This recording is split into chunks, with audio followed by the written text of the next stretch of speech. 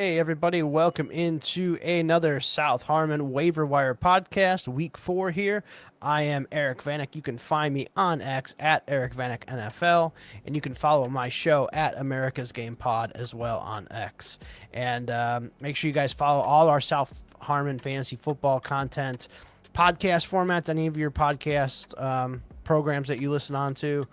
Just search South Harmon Fantasy Football. We'll be in there. And also all of our YouTube content as well. Make sure you like and subscribe all the videos. And you'll get all our updates from whenever we go live, too. So that's always a big thing. But today I'm going to go over my week 3 takeaways and what were the injuries as usual. Who do we need to be looking to pick up here in our redraft leagues and also our big deep dynasty leagues that we're going to need some players on as well. Also, just a small note, we are recording this before Monday Night Football. So if there's any big injuries that happen tonight in Monday Night Football, they will be in this podcast. So let's go ahead. Let's start it off with the injury part first. So first injury, no quarterback injuries this week, thank goodness so far. We had a bunch of backup quarterbacks that did play this week, so obviously those guys, we're going to want to monitor the Jaden Daniels, the Brock Purdy's, the J.J. McCarthy's, all that still. So keep monitoring those guys as well. But let's go ahead. Let's get into the actual injuries. So at the running back spot this week, we had Tyrone Tracy. He dislocated his shoulder in the Sunday night game. Probably going to miss some time. I would probably expect an IR stint for Tyrone Tracy, but it was already pretty clear that Cam Scatabo was taking over that backfield. So Tyrone Tracy going to miss some weeks. Devin Singletary becomes a little more interesting now. Next guy up here is going to be Samaje Perine. Injured his wrist in the second quarter and didn't return. Not a big one, but Taj Brooks is now going to be the backup if Perine is going to miss some time. So we'll have to watch out for that one. One of the big injuries of the week, unfortunately, Najee Harris. He tore his Achilles. Pretty evident when he pushed off and it just popped on him. He's going to be done for the season. Would I drop him? If I have an IR spot, no. I guess you could drop him in a best ball league, but I think with the way that technology and medical technology specifically has advanced a little bit, and we've seen some guys off of these torn Achilles, it takes a little bit of time, but they can come back and play now, like Cam Akers is a perfect example. I think Najee Harris still has some life in him, some NFL life in him. So cutting him outright, if you really, really have to, you really are in a desperate situation where you have to cut somebody. I totally get it. But I think for me, I'll hold on to him still and just see what happens for next year. And then another big injury that we had happen was James Conner. He had a season-ending leg knee injury. I don't think I've really seen anywhere yet where specifically what it was. Was it a broken leg? Was it torn knee ligaments? I don't know, but he is going to definitely miss the rest of the season. So it is now going to be Trey Benson as the one that's going to step up here. Next one up is the wide receiver, CeeDee Lamb. He suffered a high ankle sprain. They already said he is not going to play this week for week 4, so we'll still have to monitor his status after that. But CeeDee Lamb, he's going to miss this week, and I would probably guess he probably misses a couple weeks, at least 2, maybe 3 weeks with this high ankle sprain. So hopefully it gets a little bit better here for him. Next guy up here is going to be Mike Evans. So Mike Evans suffered a low-grade hamstring injury. Probably is going to miss a couple weeks from what I read. So expect to not have Mike Evans this week. It sounds like Chris Godwin is going to come back, but Emeka Egbuka is going to be the man this week as the number 1 option in my opinion. Next guy up here is going to be Dyami Brown from the Jacksonville Jaguars. He suffered a shoulder injury early and did not return, so we're going to have to monitor his health as well. But, we're going to have to monitor that he plays for the Jags, and Trevor Lawrence sucks. So we'll have to wait on that one, too. Next guy up here is Alec Pierce. So Alec Pierce suffered a concussion, probably going to miss this week. Most players do miss 1 week if they do suffer a concussion, but that's going to give a little bit of a bump to A.D. Mitchell this week. So if you are desperate for a play, I think A.D. Mitchell could be somebody that you could throw into the lineup and pray. Next guy up here is going to be Terry McLaurin. So he left with a quad injury in the fourth quarter and didn't return. So we're just going to have to monitor Terry McLaurin's status. It could have been they were up by a bit and they just pulled him for precautionary reasons. Just kind of monitor his status throughout the week.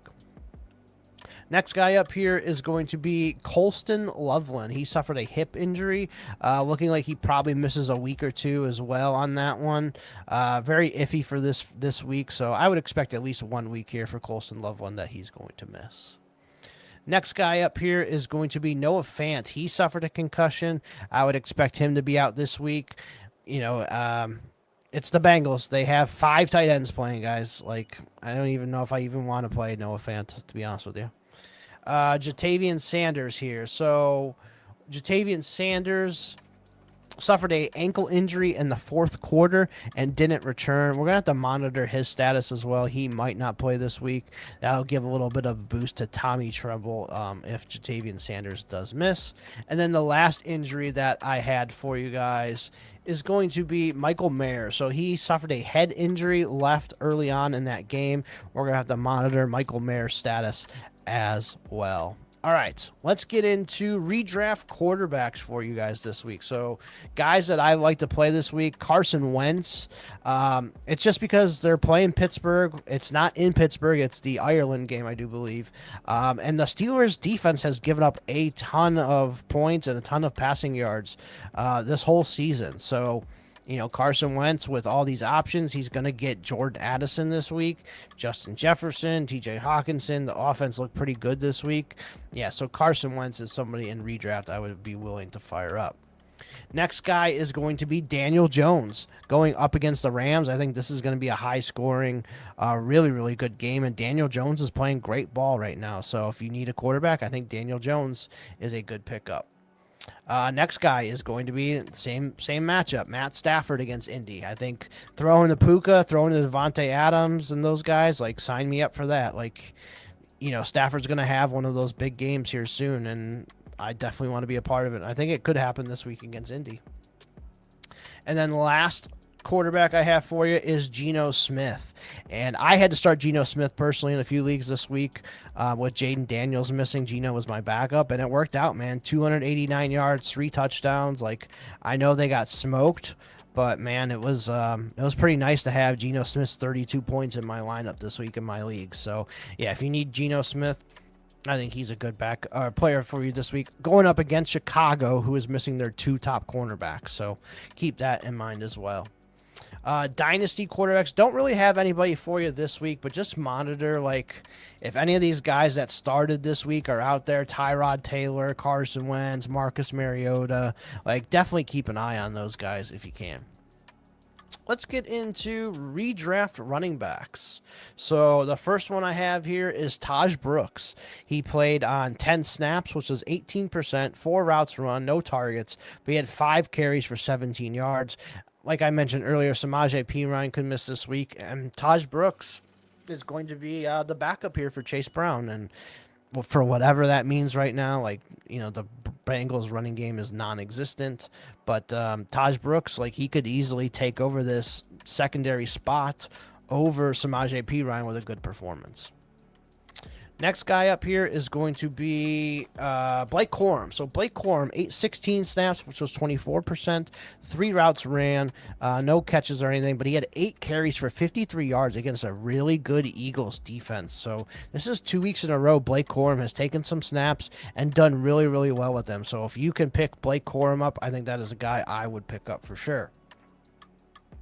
Next guy up here is going to be Chris Rodriguez Jr.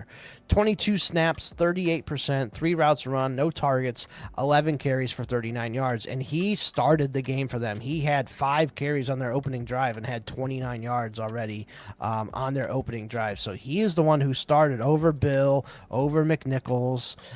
So I think Chris Rodriguez, I mean, honestly, this whole situation is just going to be a pain in the ass all season long until somebody, like, just finally emerges. But it is what it is right now. Next guy up is Jeremy McNichols. So with McNichols, he played 15 snaps, which was 26%, third on the team. 6 routes, no targets, 4 carries for 78 yards. and a big touchdown run. So the big touchdown run was not a fluky play, but a good run by him, 60-yard run. McNichols is clearly third in this pecking order right now, but I think as far as they get down and they got to throw the ball, McNichols is going to be the guy in there. And then lastly is going to be the guy that is going to cost the most in fab if he's out there.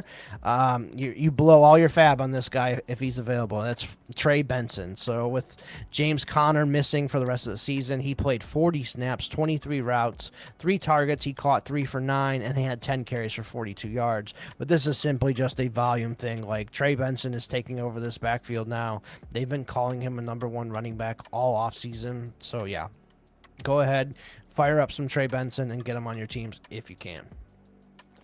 Dynasty running backs for us this week. So first one up is Emmanuel Wilson. He's back in our lives. 16 snaps, 23%, 5 routes, no targets, 6 carries for 25 yards, and he played a few more snaps than Chris Brooks did this week. So maybe it's switching again to back to Emmanuel Wilson over Chris Brooks, even though Chris Brooks has been playing pretty well. So just wanted to monitor that one, especially in this close game. Like, they trusted Emmanuel Wilson a little bit more over Chris Brooks, so pretty interesting. Next guy up here is going to be Xavier Scott for the Minnesota Vikings. So 17 snaps, which was 28%, 9 routes, 1 target. He caught it for 20 yards, and then he had 8 carries for 30 yards as well in this big blowout game. So they just signed Cam Akers, who is my next guy, which I'll talk about here in a second. So for right now, Xavier Scott is the backup, but I think eventually what's going to happen is Cam Akers is going to take over that second running back spot until Aaron Jones comes back. So just monitor this one, but I wanted to bring up Xavier Scott just in case I'm wrong on that one, and maybe he's the backup over Cam Akers.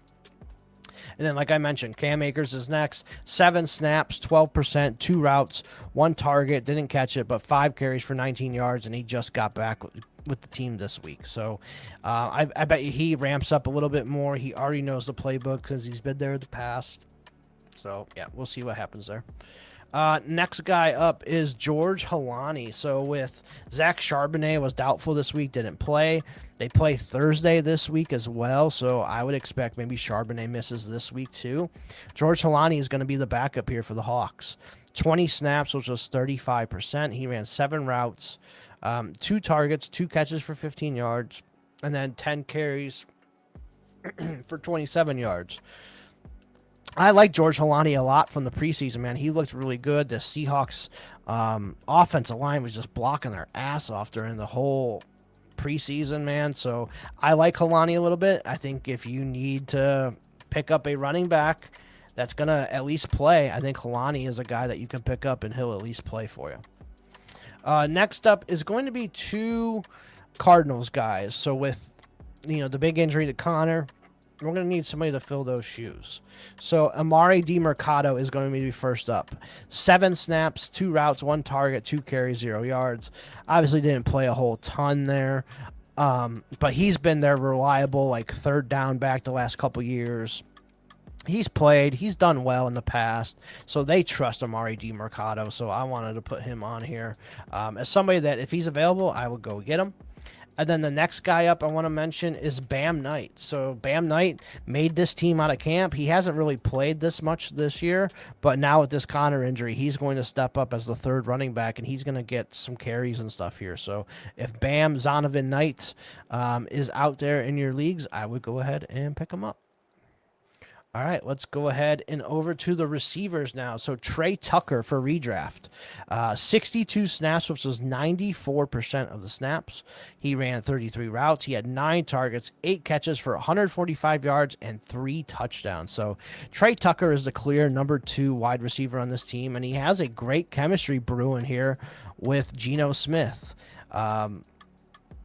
He's got this chemistry with Geno Smith, and if he keeps playing this way, catching touchdowns, like especially during your bye weeks, you might have to throw this guy in there, and it's not a bad play, especially with the amount of routes and snaps that he's playing. So I definitely think Trey Tucker is worth a pickup for you this week. I don't think it's a fluke at all.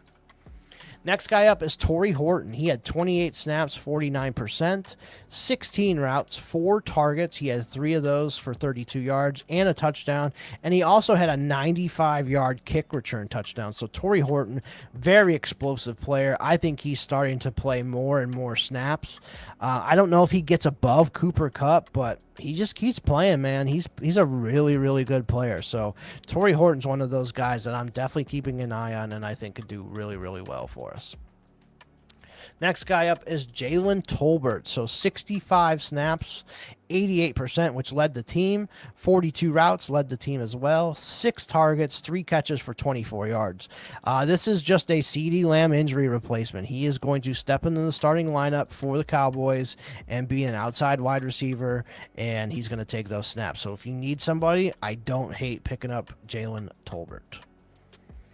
All right, next one is Luther Burden. So with Luther Burden, he finally got some snaps, 17 snaps, 29%. He ran 9 routes, 3 targets, caught all 3 for 101 yards and a touchdown.